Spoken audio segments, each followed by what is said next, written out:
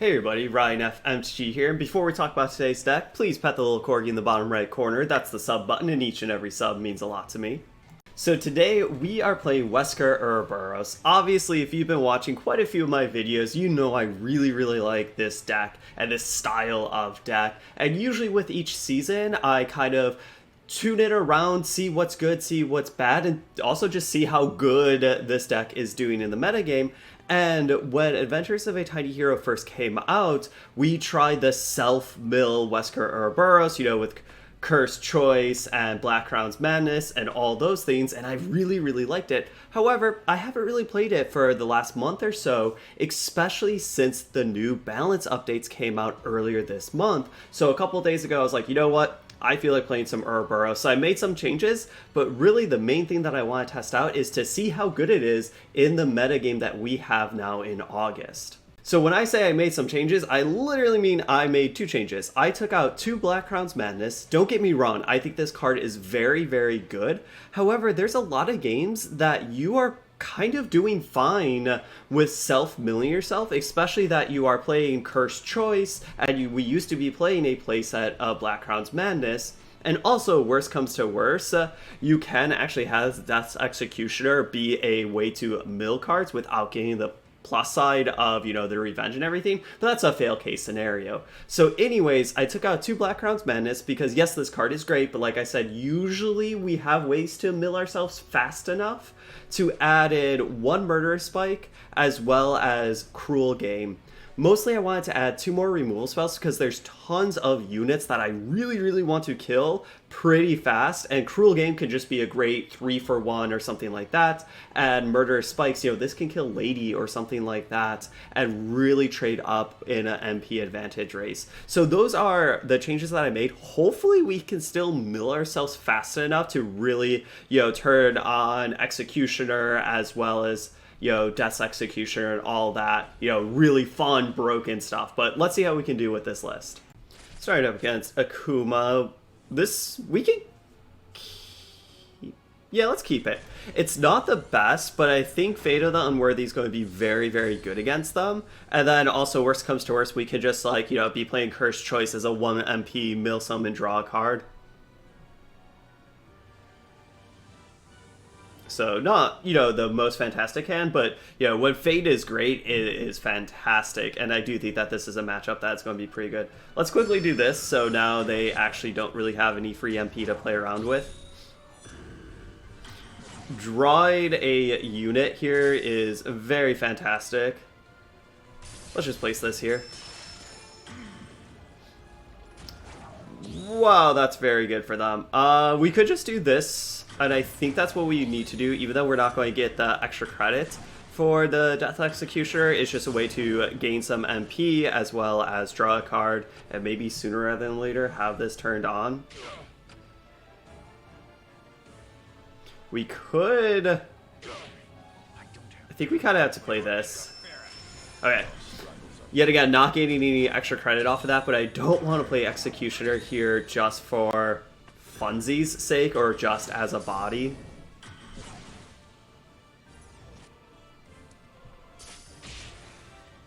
This is a great card because we do have stuff in the graveyard. We at least know we have 1 unit in the graveyard. We have milled, so maybe we have more. And I was saying I think Fate of the Unworthy is going to be good here, but not so good when we're against tyrants and stuff. Well, it will be good against the rebel.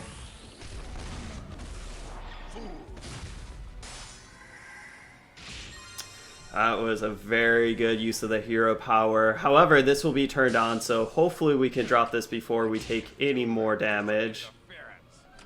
Yes. And... yeah, let's just play this, because it will go in the top lane, and that's fine.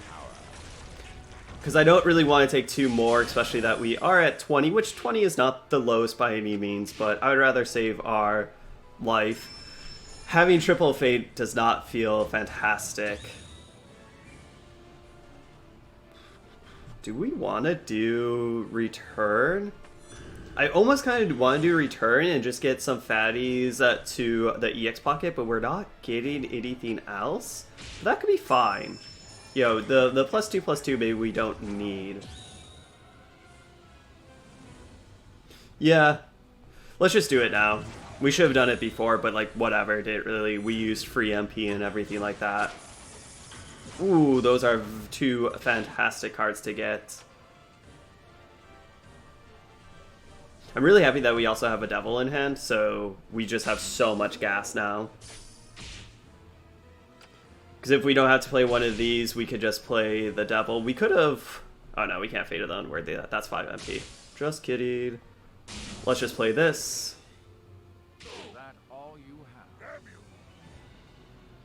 Very close to our hero art, so like we could just play a tyrant, use our hero art, kind of see what they play.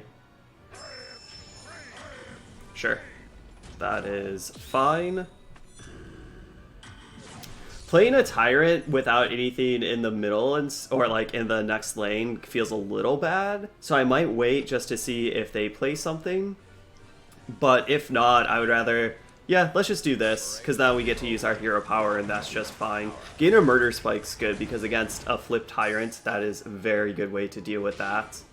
But also, Executioner is just a great way to deal with that too. We could just play an Executioner to do that. Okay, that's lethal. There we go. Started off a little rough, but value train there. Round 2 against Chun-Li. We could... Yeah, let's keep this. One nice thing why I have Cursed Choice and keeping the playset of Cursed Choice over the Black Crown's Madness is Cursed Choice, you know, actually is self-mill, so we can mill 3 random cards, play this, and hope that we hit some units. I can't lose this.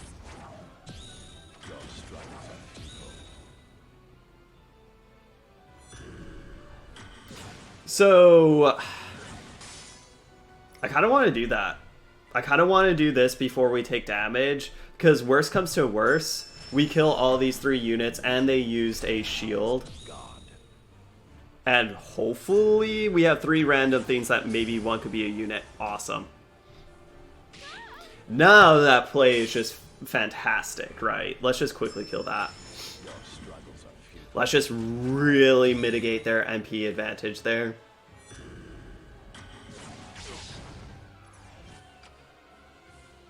We could play a Rebirth, but now I believe there's only 2 cards in our graveyard that we do not know about, so that does not seem that good of stats just to do a random Rebirth.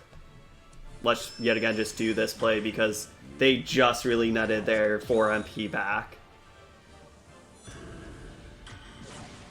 And so we're basically, they spent 4 MP, we spent 2 MP. That's fantastic. And we're getting in so much damage too.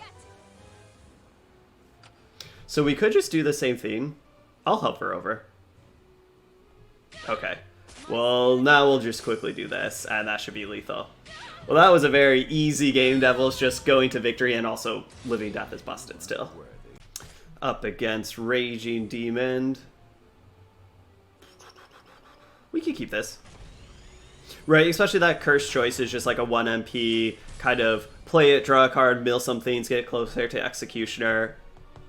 Some good removal options for whatever they're going to play. Seems fine. You know, give me a devil or something, I would have been happy, but this seems like nothing that you really want to mulligan. I'm going to play this because now if they do play something, they only gain like, you know, half of an MP. Let's just kill that. Kind of might as well. If they do something that we can just... Ah! Yeah. I wish we were a little bit faster because now they will gain the MP, but still worthwhile to kill that.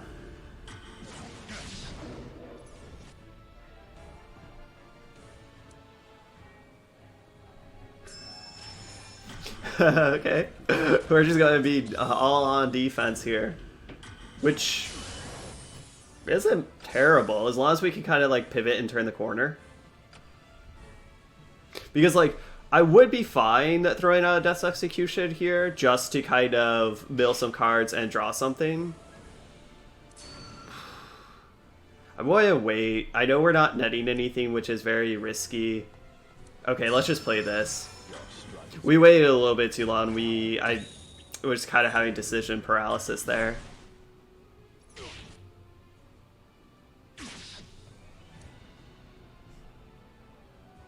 Let's take our 2-for-1. You think you can stand against a god?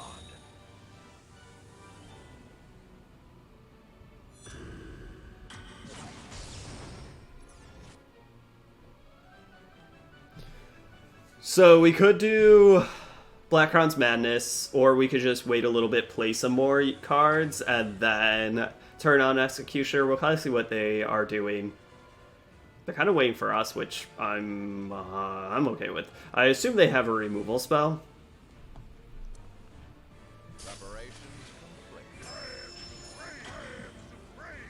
Sure.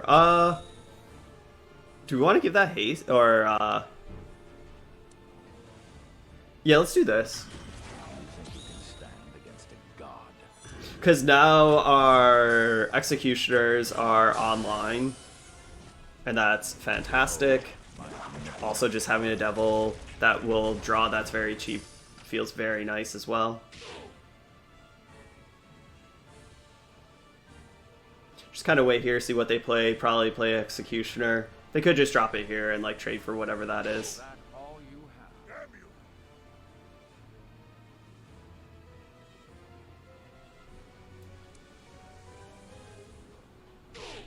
I'll just do rebirth here. Okay, a little anticlimactic, but we got there. Let's see if we can beat another Raging Demon and go get that sweet, sweet 4-0. We could keep this. Maybe this is a mulligan, but I kind of want to see how this fits, because I do really like Tyrant, because the first thing that they play, we could just put Tyrant in that lane, and it's kind of a pain for them to deal with, right? Because they could just do some positive trades. So that seems pretty good. This seems really good later on.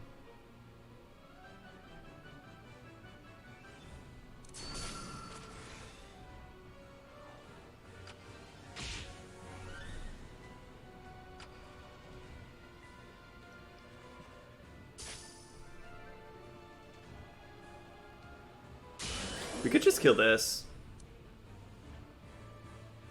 Yeah, let's just kill it. So now we're not taking 2, and I think that's just the best play for us. Like, we could just play Death's Execution just to kind of play it, but I think I would rather wait, because this type of game can get very long and grindy, and getting more and more things with revenge seems like a great way to kind of win that grindy race, potentially.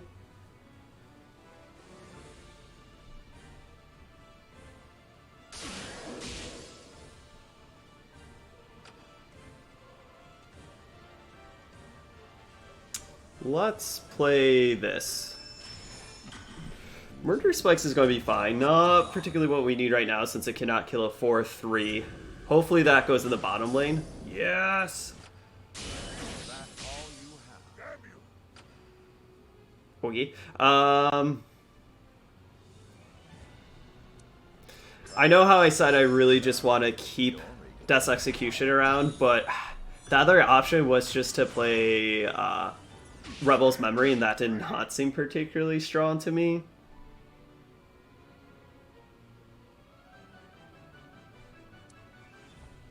Behold my omnipotent power. We could have used Murderous Spikes there. Maybe we should have. Let's just kill that. You think you can stand against a god? Rather than having the Seth really trade off with the devil. We could mitigate that 7 life, but I don't know if I really care, because this will cost 1. I don't think I care. Not that 1 is that much, but I think I would rather wait for something a little bit stronger, potentially.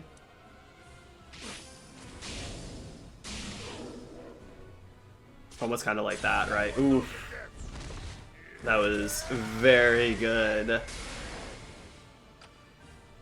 think we just do this. That's fantastic, because I was going to say, we are really having a problem of milling ourselves in this game, and it's making it a little bit hard to really get there. And yikes. That's going to be hard to deal with. So we're at 6. We just need to play one more theme, and then this can be a board wipe. But unfortunately, we can't really play this. I think we just have to play this to kill that.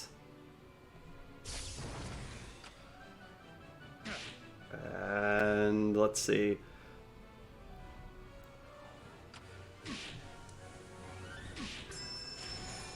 Okay, well, we could play this and then use our hero power. I think that's fine. We're going to go very low on life and cards and just everything, but it is what it is. Oh my gosh. I thought I had another split second. That was terrible. Because that should have ran into there. Well, that would... Okay, well, that worked out. That RNG kind of saved us right there. Because now it's killing our tyrant, which we want to die anyways. Okay, Death's Executioner is very... Oh my god. RNG, thank you. Wow, that was just luck after luck after luck. Yeah. We got lucky, and RNG was like, yo, Ryan, you're going to win this. Overall, I think we went 4-0, which is really, really strong. And yes, we did kind of get very, very lucky sometimes, especially in that last game. But hey, that's Teppen sometimes, right? Overall, I really, really like this deck. I think it's extremely powerful, and even in this meta game, it's still very powerful because you are just playing really good, efficient removal spells, some sweepers, ways to self-mill, and these units and get them back. It's just doing what Uroboros wants to do in just a very powerful way. I did like having murder spikes as well as cruel game, just as more ways of removal and interaction. And more times than not, I think the amount of self-mill we have is enough to really get to those 15 and those 10 cards left in your deck threshold that, you know, to turn on Executioner or Death's Execution, stuff like that. However, some games it was a little bit harder because we have 2 less self-mill. But overall, if I'm playing Uroboros in the next couple days, I think this is the self-mill package that I feel pretty comfortable with. And yet again, I want to iterate why I'm playing Cursed Choice 3 of over Black Crown's Madness is because Cursed Choice can kind of be like a Fate of the Unworthy, right? It is random, but it is sending 3 random cards from your deck to your graveyard, so then hopefully some of those are units that you can Uroboros back, or Rebirth, or Living Death, what have you, where Black Crown's Madness does not do that, it removes it from the game. So yes, Black Crown's Madness is great with the MP ramp and all that,